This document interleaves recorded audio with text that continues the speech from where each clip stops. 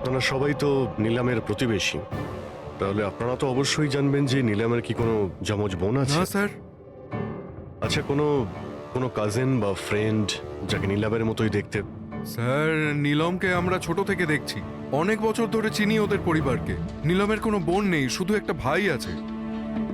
আচ্ছা আচ্ছা রাজু, তুমি তো অনেক বছর ধরে এখানে কাজ করছো, তুমি নিশ্চয়ই জানবে। স্যার, নীলম দিদির আত্মীয়দের দেখেছি আমি, ওনার বন্ধুদেরকেও আমি চিনি, কিন্তু স্যার এমন কেউ নেই যাকে নীলম দিদির মতো দেখতে। নীলম, ওর জ্ঞান নেই, ও কোমাতে আছে, আর ও তো কিছুই করতে পারবে না। আর রইল বাকি সবাই যারা ওই সময় পিকনিকে প্রেজেন্ট ছিল। বিক্রমকে খুন ওদেরই মধ্যে কেউ করেছে। তবে স্যার, এই তাসিয়া বিক্রমের স্ত্রী, ওর মুখ দেখে মনে হচ্ছে না যে ওর স্বামী মারা যাওয়াতে ওর কোনো আফসোস রয়েছে। কিংবা স্যার নীলমের মা বিদ্যা আর ওর ভাই ঋষভ। স্যার, বিক্রম আর ওর বন্ধুরা নীলমকে বিজনেস থেকে সরিয়ে দিয়েছিল, হতে পারে বদলা নেওয়ার জন্য দুজনে মিলে বিক্রমকে প্রাণে মেরে দিয়েছে। স্যার, সন্দেহর তালিকায় তো এও রয়েছে, এই বিক্রমকে জঙ্গলের দিকে পাঠিয়েছিল স্যার। পঙ্কজ, এই 4 জনের ওপর কড়া নজর রাখো। দেখো গত 48 ঘন্টায় কি করছিল, কোথায় কোথায় গিয়েছিল। স্যার, স্যার আমার একটা ব্যাপার একদম ভালো লাগেনি। কি ভালো লাগছে না ভাই? স্যার, আমি নিজে ওই মেয়েটাকে এক্সামিন করে আসছি, বেচারি নিজের হাতটাও নাড়াতে পারে না, আর আমরা ওর ফুটপ্রিন্টস আর ফিঙ্গারপ্রিন্টস খুনির সাথে ম্যাচ করাচ্ছি। দিস ইজ সারিকা, একটা কথা তুমি খুব ভালো করে মনে রাখবে, তুমি এতদিন ধরে সিআইডি তে কাজ করছো। সিআইডির কাজে কোনো ইমোশনের জায়গা নেই, এখানে সবাইকে সন্দেহ করতে হয়। মনে রেখো, ওই মেয়েটাকে 5 জন লোক ওখানে দেখেছে, বুঝলে? ইমোশনের কি আছে? এক কাজ করো, এই সব ফিঙ্গারপ্রিন্টস যেগুলো পূরবী আমাদের এনে দিয়েছে, আর এই দড়ি থেকে কুড়ুল থেকে যে ফিঙ্গারপ্রিন্টস আমরা পেয়েছি, ওগুলো আমি সেভ করেছি। একটু ম্যাচ করে দেখো যদি কিছু পাওয়া যায়।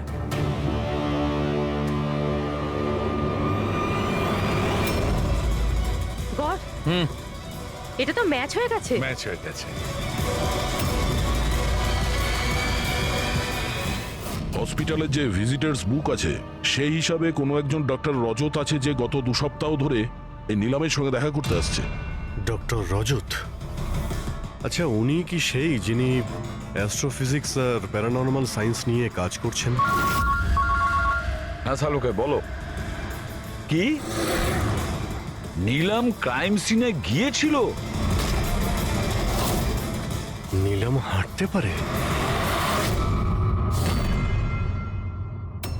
ডক্টর রজত, নীলম তো চলাফেরা করতে পারে, কারণ ক্রাইম সিনে আমরা যে ফুটপ্রিন্ট আর ফিঙ্গারপ্রিন্ট পেয়েছি সেটা তো ওর সঙ্গে ম্যাচ করে গেছে। তাহলে এই পুরো বিষয়ে আপনার কি রোল? দেখুন, আমি আপনাদের কথা অস্বীকার করছি না, হসপিটালের বেড থেকে নীলম উঠতে পারে। হ্যাঁ, ওর ফিঙ্গারপ্রিন্টস আর ফুটপ্রিন্টস অ্যাস্ট্রাল পজিশনের সাথে মিলবে কি মিলবে না, that I am not sure. Excuse me, কি বললেন আপনি? Astral, what is that mean? এক minute, astral projection? Are you joking? আমার সঙ্গে মজা করছেন না তো? নীলমের ভাই ঋষভকে আমি বলেছিলাম একটা বিশেষ মিউজিক চালানোর জন্য আর নীলমের পাশে ফুল রাখার জন্য। এই কাজটা ওর মস্তিষ্কে প্রভাব ফেলবে, ওটা তাড়াতাড়ি কাজ করতে থাকবে আর নীলম তাড়াতাড়ি সুস্থ হয়ে যাবে। এখন বুঝতে পারছি যে নীলমের মস্তিষ্ক খুব বেশি পাওয়ারফুল হয়ে গেছে, এতটা যে ও নিজেকে অন্য কোথাও প্রজেক্ট করতে পারে। ও নীলম নয়, ওর অ্যাস্ট্রাল প্রজেকশন। এক মিনিট, আপনি বলছেন যে ওর প্রজেকশন অন্য জায়গায় করতে পারবে?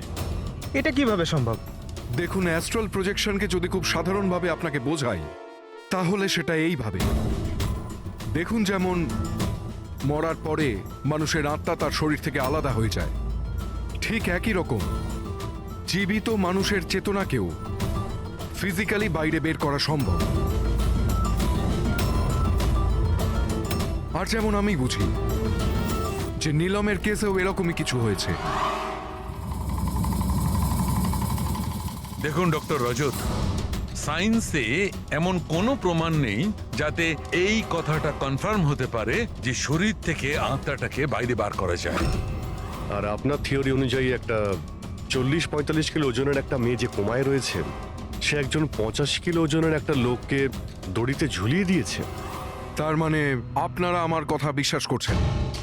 তাহলে আপনারাই বলুন, এক হাত পায়ে অক্ষম মেয়ে যে হাসপাতালের বেডে পড়ে আছে, সে একই সময় দুটো আলাদা আলাদা জায়গায় কিভাবে থাকতে পারে?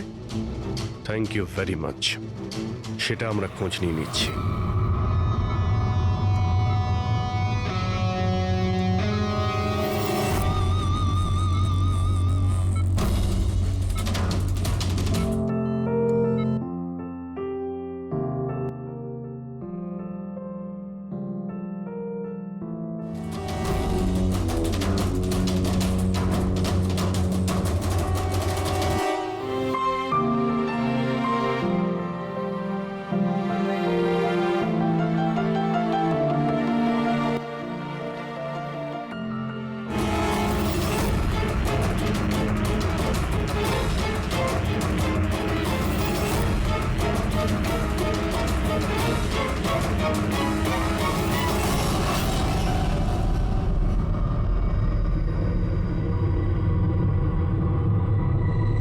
শোনো,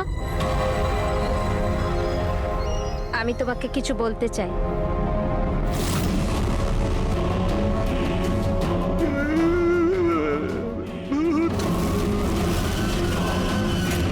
আরে এই মাত্র তো ছিল।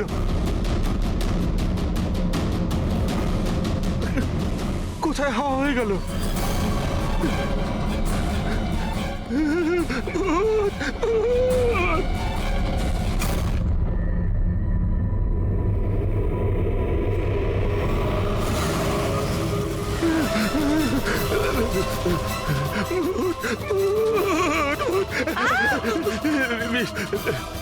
ওখানে ভূত। কোথায়? পুরবি, আমি ওকে নিজের চোখে দেখেছি, ওখানে দাঁড়িয়ে ছিল। ও হঠাৎ করে উধাও হয়ে গেল। কিন্তু নীলাম তো এখানেই ছিল, এখান থেকে ওঠেও নি। এই নীলাম একই সময় দু জায়গাতে?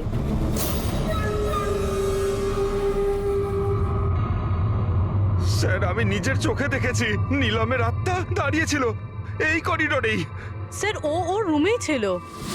ঋষভ মিউজিক অন করে ফুল রেখে শুতে চলে গেছিল। এরকম প্রথমবার হয়নি স্যার, আমি দেখেছি। স্যার, ওর বডি এখানেই থাকে আর ও বাইরে ঘুরে বেড়ায়। দেখলেন, আমি আপনাদের আগেই বলেছিলাম, মিউজিক আর ফুলের জন্য ওর নার্ভের সক্রিয়তা বেড়ে যায়, আর সেই অবস্থায় ওর আত্মা শরীরের বাইরে চলে যায়। Astral projection. Astral projection? হ্যাঁ। ঋষভ, ভেতরে যাও, গিয়ে মিউজিক চালাও, যেটা তুমি তোমার বোনকে শোনাও, আর ওই ফুল সেটাও রাখো। হ্যাঁ স্যার। এবারে দেখবো।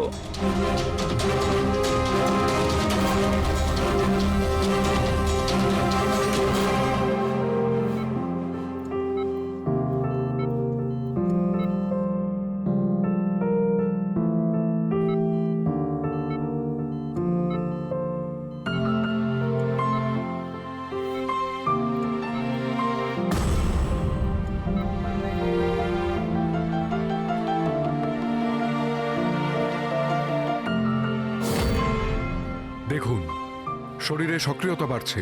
আমি আপনাকে বলেছিলাম না আমি ভুল বলিনি? ঠিক আছে ডক্টর, ওর আঙ্গুলটা নড়াচড়া করছে, কিন্তু ওর অ্যাস্ট্রাল প্রজেকশন কোথায়? শুধু তো আঙ্গুলের রিয়াকশন দেখছি। তাহলে কি পুরো হসপিটালেই ওর আঙ্গুলের ছাপ খুঁজে বেড়াবো? যদি ওর আত্মা ওর শরীর থেকে বেরিয়ে অন্য কোথাও যায়, তাহলে ওর ফুটপ্রিন্ট আর ফিঙ্গারপ্রিন্টও সাথে নিয়ে যায়, তাই না? দেখুন, আপনাকে বুঝতে হবে, নীলমের আত্মা আপনার অর্ডারে তার শরীর ছেড়ে বাইরে আসবে না।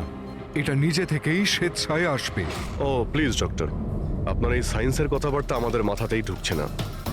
এই কেসটা আমরা সলভ করব, বুঝেছেন? আপনারা আমার কথাকে বিশ্বাস করুন। এক্সকিউজ মি, আসুন।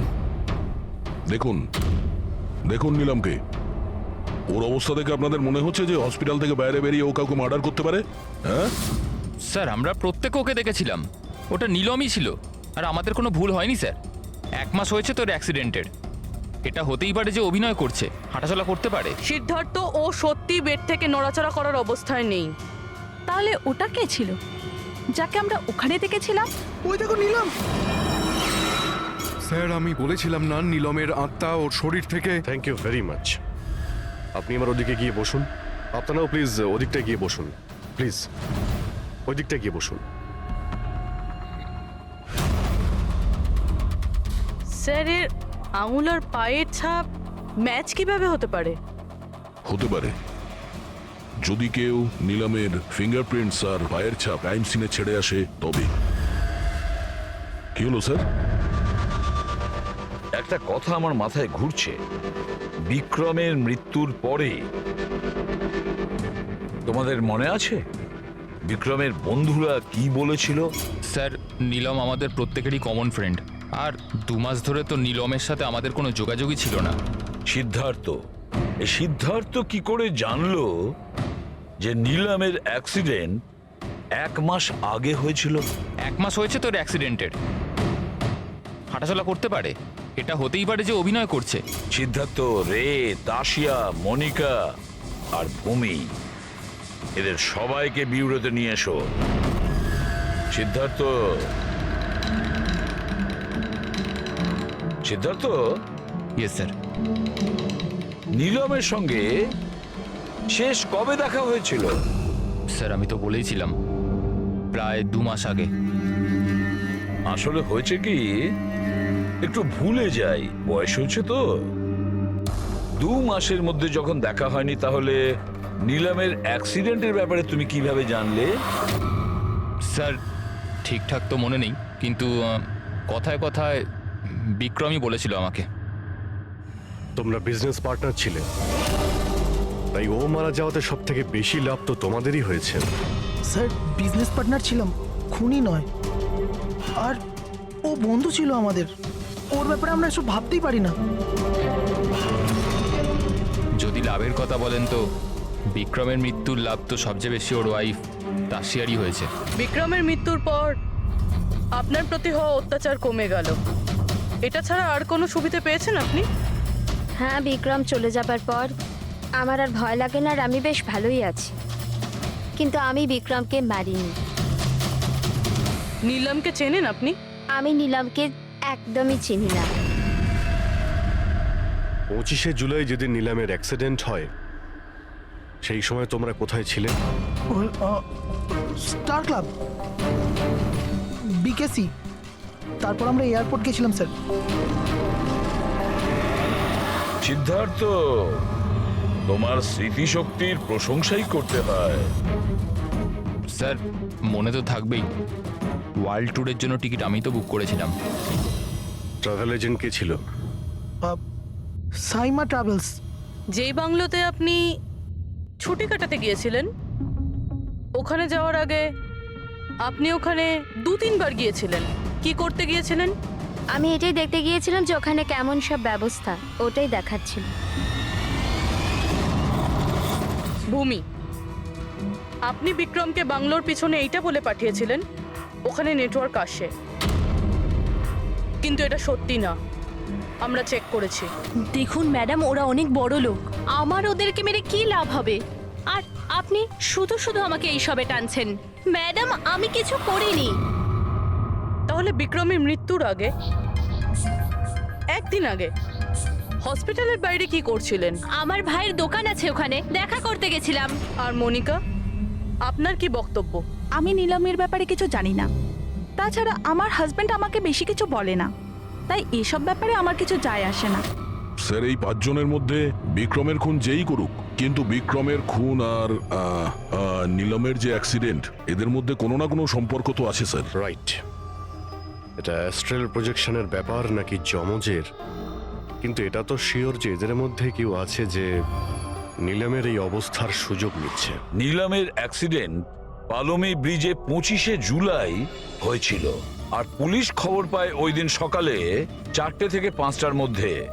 এটা খোঁজ নিতে হবে যে ওই 3 জন, বিক্রম, সিদ্ধার্থ আর রে, 25শে জুলাই কোথায় ছিল, আর কে নিলামের অ্যাক্সিডেন্টের ব্যাপারে প্রথম জানতে পারে। আর হ্যাঁ অভিজিৎ, ওই সাইমা ট্রাভেলস, ওখানেও ভালো করে জিজ্ঞাসাবাদ করো। So, পুরবি, আজকে রাত্রে এই হসপিটালেই থাকো, কিন্তু একটা কথা মনে রেখো, ওই রুমে আজ না কোনো মিউজিক বাজবে না কোনো ফুল থাকবে। শুধু এটা খেয়াল রাখতে হবে যে নিলামের শরীর থেকে নিলাম বাইরে কিভাবে যায়। বিক্রম, রে, সিদ্ধার্থ, এদেরকে আপনি অবশ্যই চেনেন। ওদের ওয়ার্ল্ড ট্যুরের টিকিট তো আপনিই বুক করিয়েছিলেন না? হ্যাঁ স্যার। স্যার ওরা খুব অদ্ভুত লোক। স্যার প্রথমে ওরা দিল্লি যেতে চেয়েছিল, বুকিংও হয়েছিল, কিন্তু হঠাৎ করে বললো যে 3-4 ঘন্টার মধ্যে জোগাড় করে দাও, ওয়ার্ল্ড ট্যুরে বেরোবো। দেখুন ডিটেলে বলুন আপনাদের কি কথা হয়েছিল। হ্যাঁ স্যার। ওই অ্যাক্সিডেন্টের ব্যাপারে কি করে জানলেন আপনারা? স্যার সকাল 4টের সময় আমাদের কাছে খবর এসেছিল যে একটা গাড়ি ব্রিজ থেকে নিচে পড়ে গেছে। আমি আমার টিম নিয়ে এখানে পৌঁছই আর ওই মেয়েটাকে গাড়ি থেকে বাইরে বের করি। কিন্তু স্যার অবাক হওয়ার বিষয় হলো এটাই যে এত ভয়ঙ্কর অ্যাক্সিডেন্টের পরেও মেয়েটার শ্বাস চলছিল। তদন্ত করে কি জানতে পেরেছেন? এটা কোনো অ্যাক্সিডেন্ট ছিল নাকি কেউ জেনে শুনে কাজটা করেছিল? অ্যাক্সিডেন্ট ছিল স্যার। মেয়েটাকে নেশাগ্রস্ত অবস্থায় গাড়িতে পাওয়া গেছে। কিন্তু স্যার অবাক হওয়ার মতো বিষয় এই যে সিসিটিভি ফুটেজে না মেয়েটাকে দেখা গেছে না মেয়েটার গাড়িটাকে। ও যে এখানে কি করে পৌঁছলো সেটা কিছুতেই বুঝতে পারছি না। আচ্ছা, অ্যাক্সিডেন্ট তো 1 মাস হয়ে গেছে, কিন্তু এর ফুটেজ তো পেয়ে যাবো। একটা কাজ করো, এই 24 জুলাইয়ের রাতে ক্লাব ভিস্টা থেকে এয়ারপোর্ট যাওয়ার মধ্যে যতগুলো সিসিটিভি ক্যামেরা আছে সবগুলোকে চেক করো। আর হ্যাঁ, ওই হাইওয়েরও নিয়ে নাও যেটা পুলমি ব্রিজের দিকে যায়, যেখানে নিলামের কারের অ্যাক্সিডেন্ট হয়েছিল। স্যার 25শে জুলাই রাতে বিক্রম স্যার ফোন করেছিল। স্যার উনি বললেন যে ওনারা 3 জনে ওয়ার্ল্ড ট্যুরে যাবেন, এই জন্য নেক্সট ফ্লাইটেই টিকিট বুক করে দিতে। স্যার আমার খুব অদ্ভুত লেগেছিল ব্যাপারটা, কিন্তু স্যার ওনার কথা থেকে এটা মনে হচ্ছিল যে কিছু তো একটা গড়বড় চলছে। I see. বুঝতে পারছি না নিলমকে সবাই সব জায়গায় দেখতে পাচ্ছে কি করে, যখন ও নিজের বিছানা থেকেই উঠতে পারছে না। হ্যাঁ স্যার, আমি এখানেই আছি, আর নীলামও আমার চোখের সামনে আছে, ওইভাবেই বিছানায় শুয়ে। আর এই নীলামের মতন দেখতে মেয়েটাকেও দেখতে পাইনি, সব কিছু নর্মাল। কাম অন ইয়ার মনিকা, তোমার কি মনে হয় বিক্রমের মৃত্যুর পর নীলম আমাকে আর রেকে মেরে দেবে? আরে রিল্যাক্স ইয়ার, রে আমার সাথেই আছে, কিচ্ছু হবে না, আমরা বাড়িতেই আসছি।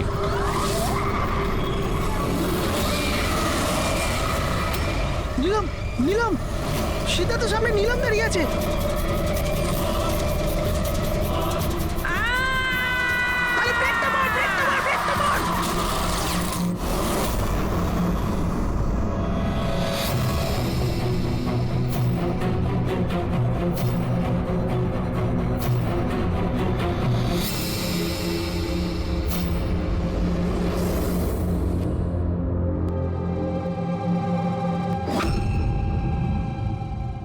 হোটেল থেকে এয়ারপোর্ট পৌঁছতে কমপক্ষে 2 ঘন্টা লাগে। ভেবে পাচ্ছি না এই 3 জনের 7 ঘন্টা কিভাবে লাগলো। আর স্যার এই ফুটেজগুলো নিয়ে কিছু করা হয়েছে। এই একটু পিছনে নাও তো পঙ্কজ, আর একটু পিছনে নাও যেখানে ডিসি চক ছিল। হ্যাঁ স্টপ, এখান থেকে চালাও। আর এটা পরের ফ্রেমে উধাও। এই ফুটেজ এডিট করা হয়েছে স্যার, এডিট করা হয়েছে। পুলমি ব্রিজের দিকে যাওয়ার রাস্তার সমস্ত সিসিটিভি ফুটেজ তো আমরা চেক করেছি। নিলামের কার তো কোথাও দেখতেই পাইনি। আর যদি নিলাম এই রাস্তা দিয়ে না যায় তাহলে ওর গাড়ি ওখানে ওই পুলমি ব্রিজের নিচে কি করে গেল? স্যার মনে হচ্ছে নিলামের সঙ্গে ওখানেই কিছু হয়েছিল, যেখান থেকে ফুটেজে গাড়িটা উধাও হয়েছে। পুলিশের রিপোর্ট অনুযায়ী নিলামের অ্যাক্সিডেন্ট হয়েছিল 25 তারিখ সকালে 4টে থেকে 5টার মধ্যে, মানে অ্যাক্সিডেন্টটা 24 তারিখ রাত্রে হয়েছিল। যে ট্রাফিক পুলিশ ওই সময় ডিউটিতে ছিল আর সার্ভিলেন্স কপস ডিউটিতে ছিল, ওদের সাথে কথা বলতে হবে। Hello, what? এখন কোথায়? ওকে ঠিক আছে, আমরা আসছি। স্যার এই সিদ্ধার্থ আর রের গাড়ির অ্যাক্সিডেন্ট হয়েছে। কি? দেখুন জানি না। আমরা আমাদের তরফে সম্পূর্ণ চেষ্টা করেছি, কিন্তু এখন পেশেন্টকে বাঁচানো খুব মুশকিল। কি হলো? কিভাবে অ্যাক্সিডেন্ট হলো? কি করে মানে? এই সব নীলমের জন্যই হয়েছে, এইসব নীলম করেছে। এটা আপনি কি করে জানলেন? আমি ফোনে শুনেছিলাম, রে সিদ্ধার্থকে বলল যে সামনে রাস্তায় নীলম দাঁড়িয়ে আছে। নিলাম সীতা তো সামনে নিলাম দাঁড়িয়ে আছে। ওরা দুজনেই খুব ভয় পেয়ে গেছিল। পুরবি তুমি নিলামের কাছেই ছিলে তো? স্যার স্যার নিলাম হসপিটালেই ছিল, ওর বাইরে যাওয়ার প্রশ্নই ওঠে না। আপনাকে এই অ্যাক্সিডেন্টের খবর কে দিয়েছে? 12:30টার সময় কারো ফোন এসেছিল, কিন্তু ফোনেতে নিজের নামটাও বলেনি। আমরা যখন অ্যাক্সিডেন্ট স্পটে পৌঁছলাম, কারটা তখন পাল্টি মেরে রাস্তার নিচে পড়েছিল। ভেতরে সিদ্ধার্থ রক্তে মাখামাখি হয়েছিল, আর রের শরীরটাও জানলা দিয়ে অর্ধেক ঝুলেছিল। এক কাজ করি, সিদ্ধার্থ আর রে দুজনের মেডিকেল রিপোর্ট আর ওই গাড়িটাকে নিয়ে ফরেন্সিক ল্যাবে পাঠিয়ে দাও। এখানে সব জায়গায় পুলিশ প্রহরা আছে স্যার, সব বন্দোবস্ত হয়ে গেছে স্যার। Very good. আর আশপাশের সমস্ত রাস্তায় ব্যারিকেড লাগিয়ে দাও, ঠিক আছে? কেউ যেন আসতে যেতে না পারে। Over and out. একটা গাড়িও যেন এদিক দিয়ে না যেতে পারে। হ্যাঁ স্যার। যারা হেঁটে হেঁটে যাবে তাদের বলে দাও অন্য রাস্তা দিয়ে যেতে। কাল সকালবেলা এখান দিয়ে ভিআইপির একটা বড় কনভয়ে যাবে, আর ভেতর থেকে আমরা খবর পেয়েছি যে ওই কনভয়ের মধ্যে একটা গন্ডগোল হতে চলেছে। কারোর ওপর যদি একটুও সন্দেহ হয় সঙ্গে সঙ্গে আমাকে জানাবে। সব সিসিটিভি ক্যামেরা জাজ হয়ে গেছে, সব ঠিকঠাক কাজ করছে। গুড।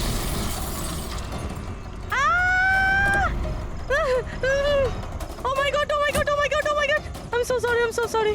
ওঠো ওঠো ওঠো ওঠো। আমি কিছু করিনি। Get up please, get up. Accident করলেন না নাকি? না না না, আমি কিছু করিনি। He came in front by car. এভাবে কেউ গাড়ি চালায় নাকি? স্যার এ তো মরে গেছে। মরে গেছে? না না না না না, আমি কিছু করিনি। আরে ম্যাডাম, এই সিসিটিভি ক্যামেরাতে সবকিছু রেকর্ড হয়ে গেছে। এইটা চালু আছে? হ্যাঁ চলে এগুলো। এটা কেন চলে? অ্যারেস্ট করো ওনাকে। Listen listen listen listen listen. Actually আমার হাজবেন্ড যে আছে, he is a very very rich man. টাকার কোনো অভাবই নেই ওনার। তো যদি আপনারা চান তো তো এই ফুটেজটা ডিলিট করা যায় না? এক minute. Get up get up get up, save some money, gate up please please, get up please. Madam, হ্যাঁ 10 লাখ।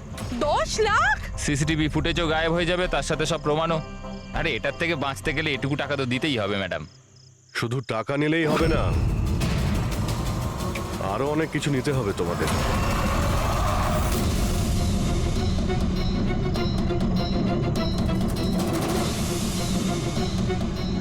স্যার, তোমরা জানো তোমাদের ডিউটি আজকে এখানে কেন ছিল?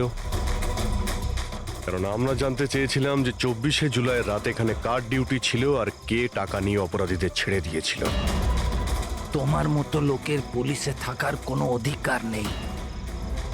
এবার পরিষ্কার করে বলো, সেই রাতে কি হয়েছিল? তাহলে তোমরাই কি ওই সার্ভেলেন্সের ফিল্মটা এডিট করেছিলে? স্যার ওরা বড্ড প্রেশার দিচ্ছিল। আরে ওরা বড় বড় বিজনেসম্যান, স্যার ওদের হাত অনেক ওপর অবধি। চুপ করো, পরিষ্কার করে বলো কি হয়েছিল। স্যার ওই রাত্রির প্রায় 2:30টার সময় বিক্রম, রে আর সিদ্ধার্থর গাড়িটা নীলমের গাড়িটাকে ধাক্কা মারে, আর ওই ওদের মনে হলো যে মেয়েটা মরে গেছে। ওরা বড্ড ঘাবড়ে গেছিল স্যার। ওরা শুধু আমাদেরকে এটুকুই করতে বলেছিল যে এই সিসিটিভি ফুটেজের ওদের অংশটুকু যেন আমরা বাদ দিয়ে দিই, বাকি মেয়েটা আর ওই গাড়িটার ব্যবস্থা ওরা নিজেরাই করে নিতে পারবো বলেছিল। স্যার সেই জন্য নিলাম প্রতিশোধ নিচ্ছে। যখন ওর অ্যাক্সিডেন্ট হয় এরা তিনজন ওকে এখানেই ফেলে গেছিল। নিলাম নয়, অন্য কেউ, যে রে, সিদ্ধার্থ আর বিক্রান্তের উপরে প্রতিশোধ নিচ্ছে।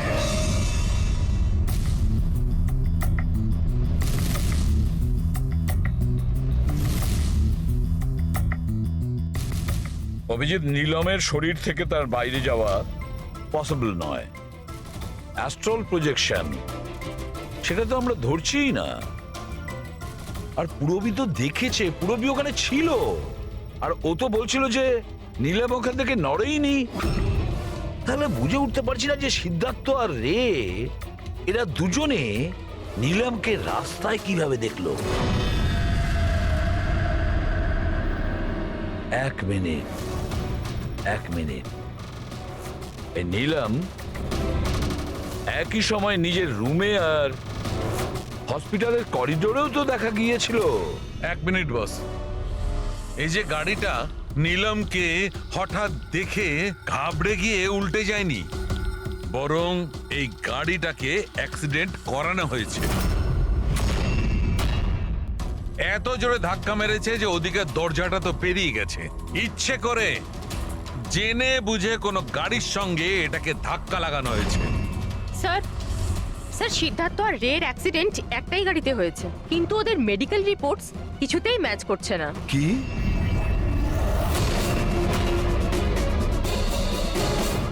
হ্যাঁ বস।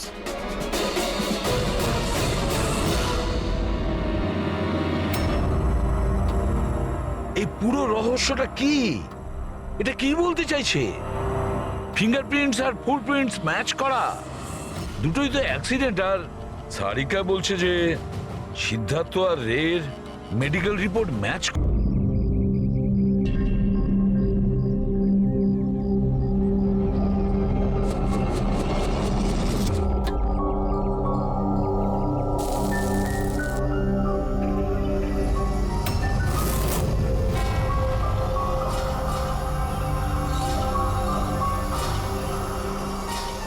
কি হলো? বুঝলি সিদ্ধার্থ, এটা ভেবে অবাক লাগছে যে এতক্ষণ সময় হয়ে গেল আর কেউ আমাদের ওই ব্যাপারে কিচ্ছু জিজ্ঞেস করলো না।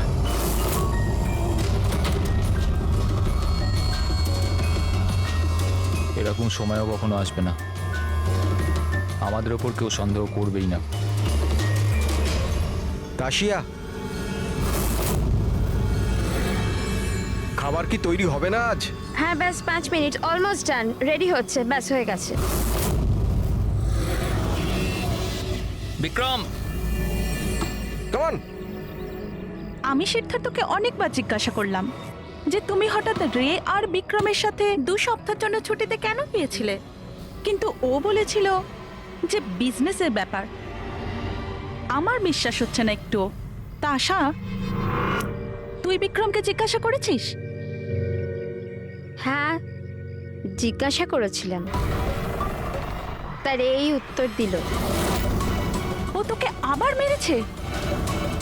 তাশা, তোর এটা মনে হচ্ছে না যে বিক্রম মরে গেলে ভালো হয়?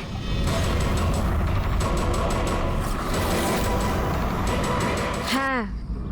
খুব মজা হলো, হাঁপিয়ে গেলাম রে। জায়গাটা হেভি ভাই, শহর থেকে অনেকটা দূরে, বেশ ফ্রেশ খুবই লাগছে। রিফ্রেশিং লাগছে, মাঝে মাঝে আসতে হবে। ঠিক বলেছিস ভাই।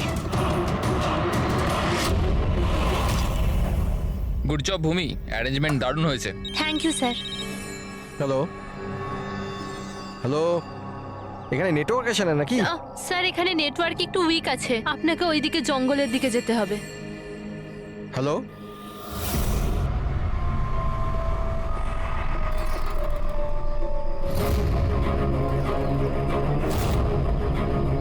হ্যালো, তোর নেটওয়ার্ক কেন আসছে না? হ্যালো,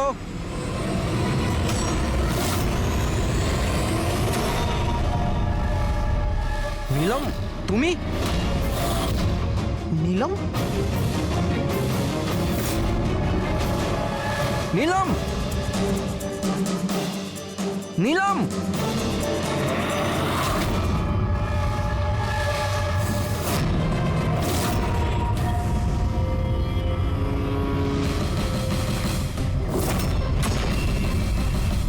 বিক্রম! এখানে নিলামকে কে ডেকেছে? বিক্রম? ও কেন ডাকতে যাবে? কিন্তু ও এখানে কি করে এলো?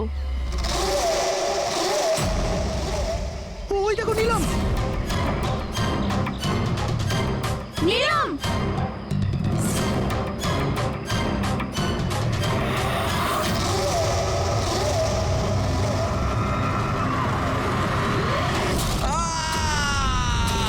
বিক্রমের চিৎকার এটা।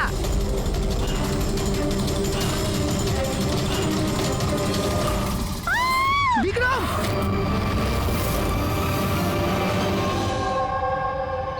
তোমরা সবাই বলতে চাইছো যে বিক্রমকে এখানে নীলম ইচ্ছে করে ডেকেছিল যাতে ওকে সহজেই মারতে পারে, তাই তো?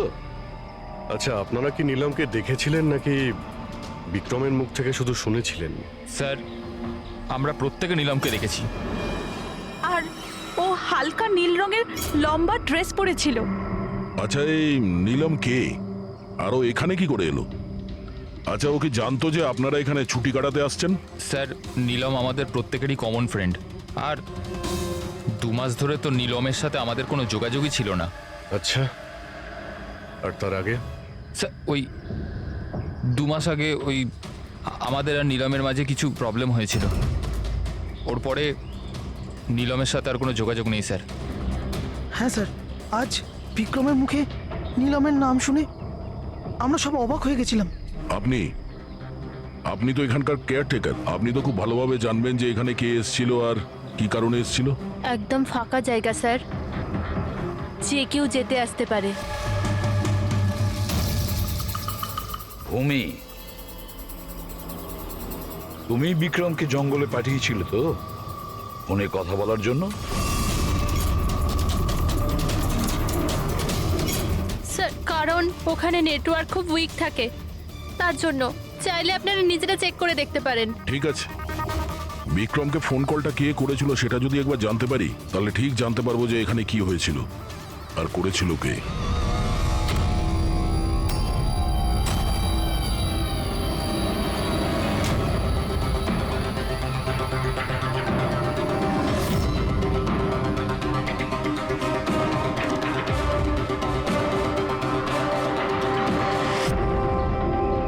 রেডি?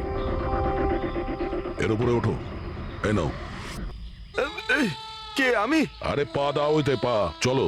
আরে স্যার, কিচ্ছু হবে না। হ্যাঁ, সাবধানে। তাড়াতাড়ি করো। আরে স্যার, ধরে নাও এটা। স্যার সাবধানে, নয়তো আমি পড়ে যাবো কিন্তু।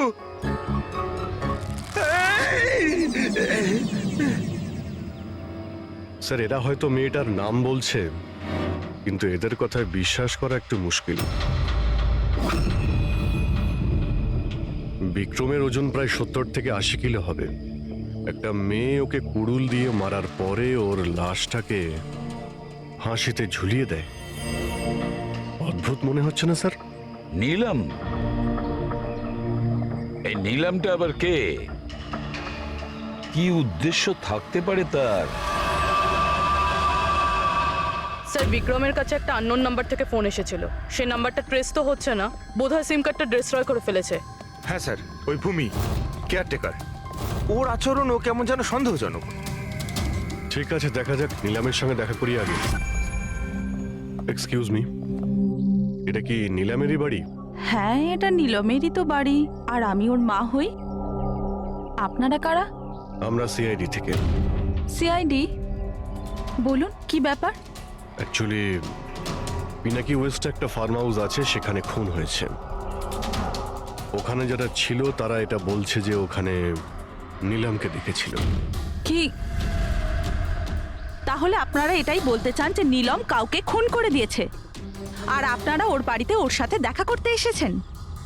হ্যাঁ। নিলাম কোথায়? আসুন আমার সাথে। কোথায়? আপনারা নীলমের সাথে দেখা করতে চান না?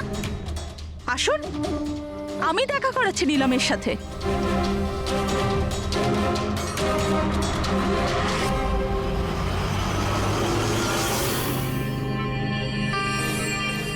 এই যে আমার নীলম, দেখছেন আপনার এর অবস্থা? মেশিনের দ্বারা জীবিত আছে, শুধুমাত্র চোখ ছাড়া এর শরীরের কোনো অংশের কোনো প্রতিক্রিয়া নেই। আর আপনারা বলতে চাইছেন যে যে এই মেয়েটি কারোর খুন করে দিয়েছে?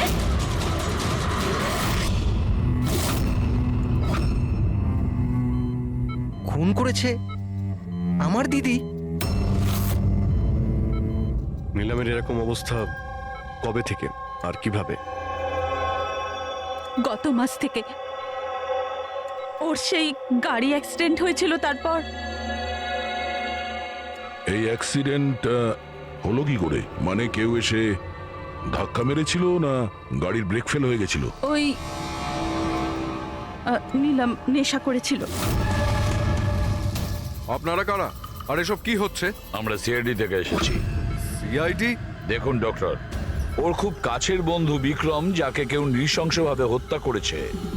আর ওখানে যারা ছিল তাদের বক্তব্য হলো এও নাকি ওখানে উপস্থিত ছিল। This is not possible. এটা হতে পারে না। ওরা সবাই মিথ্যে কথা বলছে। বিক্রম আর ওর বন্ধুরা একেবারেই দিদির বন্ধু নয়, বিজনেস পার্টনার ছিল। চিট করেছে ওরা দিদিকে, ঠকিয়ে বিজনেস থেকে আলাদা করে দিয়েছে। ভালোই হয়েছে, ওই 3জন চিটারের মধ্যে একজন মারা গেছে। খুব ভালো হয়েছে। আমাদের কাছে 5 জন আই উইটনেস আছে, প্রত্যক্ষদর্শী, যারা ওকে ওখানে ঘটনা ঘটার সময় দেখেছিল। আপনি বলতে চাইছেন ওর অবস্থা খুব শোচনীয়? দেখুন, আপনার কথা শুনে আমি খুব অবাক হয়েছি। নীলম সেই অবস্থাতেই নেই যে কোনো মুভমেন্ট করতে পারে। ও নিজের ইচ্ছায় একটা আঙুলও নাড়াতে পারবে না।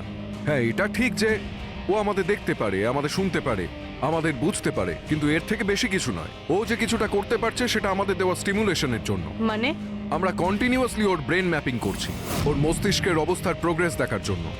এটা জানার জন্য যে নীলমের শোনার, দেখার, শোয়ার আর স্পর্শ অনুভব করার কতটা ক্ষমতা আছে, যাতে ওর রিকভারি তাড়াতাড়ি হতে পারে।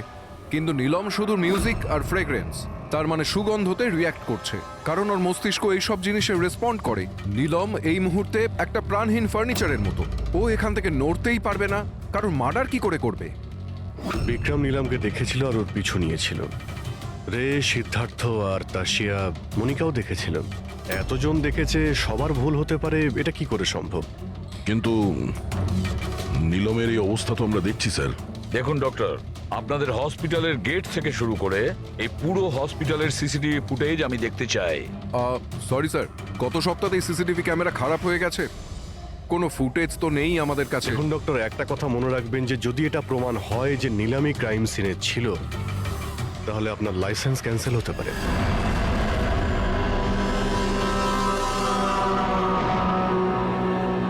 এবার ডক্টর সারিকাকে দিয়ে ওর ভালো করে এক্সামিন করাতে হবে। এই পরিস্থিতিতে দুটো ব্যাপার হতে পারে।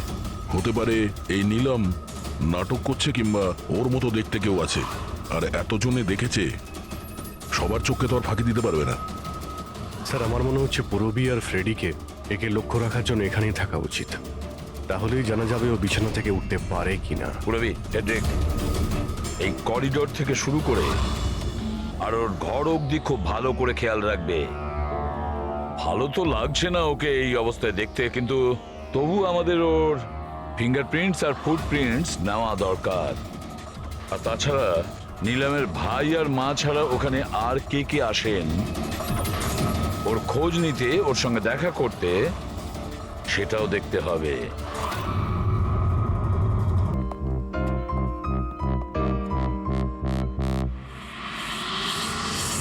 যে বিক্রমকে খুন করেছে আর সিদ্ধার্থ আর রের এই অবস্থা করেছে, এই সব কাজ নীলামের নয়, অন্য কারোর।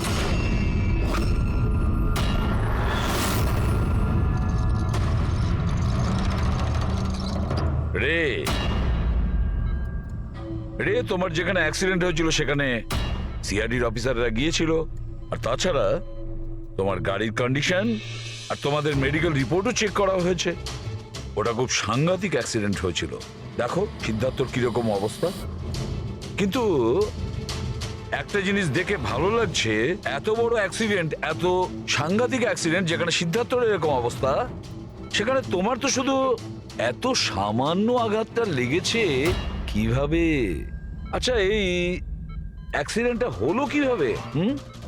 আসলে ওই আমি রাস্তাতে আমি নীলমকে দেখেছি, আর এই কথাটাই আমি সিদ্ধার্থকে বলেছি। ওই ভয় পেয়ে গাড়ি টার্ন করতে গেল, গাড়ি স্পিডে ছিল তো কন্ট্রোল হলো না, আর গাড়ি উল্টে গেল। না না না না না, মিথ্যে কথা বলছো তুমি। তোমার গাড়ি উল্টে যায়নি, অন্য গাড়ি এসে তোমাকে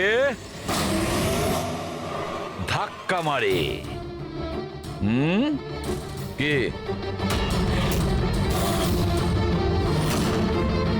হ্যাঁ স্যার, সিদ্ধার্থকে মারার প্ল্যান আমিই করেছিলাম, আর এতে ভূমি আমাকে সাহায্য করেছিল।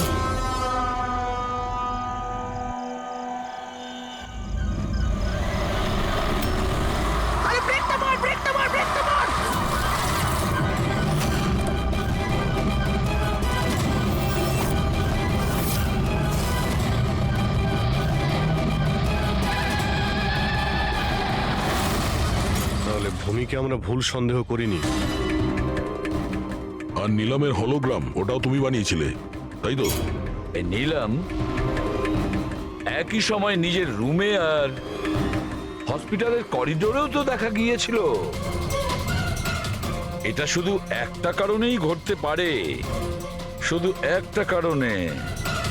3D হলোগ্রাম, মানে নিলাম ছিল না, নিলামের ফটো ছিল। হ্যাঁ স্যার, ওই হলোগ্রাম আমি বানিয়েছিলাম, কিন্তু নীলামকে এই অবস্থায় পৌঁছানোর দায়ী আমি নই স্যার।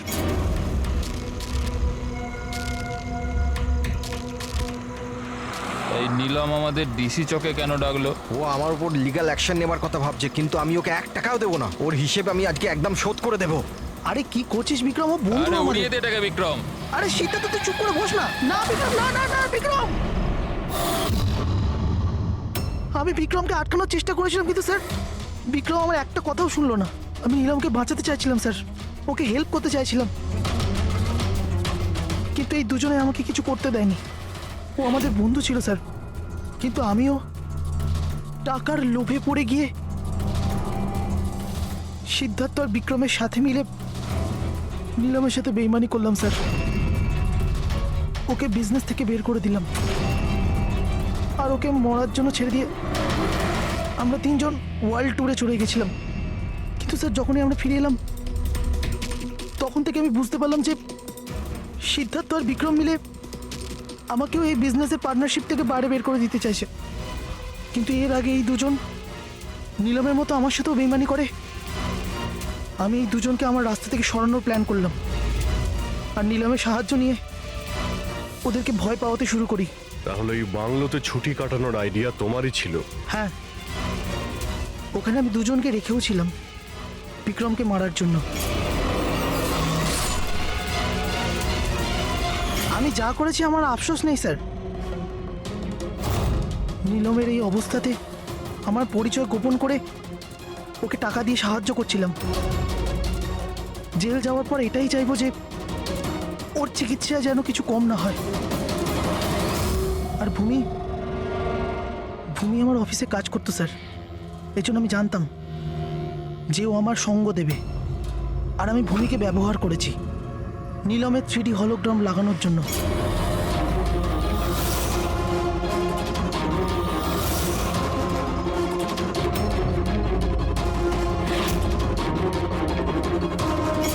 তুমি আর ভূমি যা করেছো সেটা অন্যায়। আইন তোমাদের কোনোদিন ক্ষমা করবে না, কঠোরতম শাস্তি হবে তোমাদের।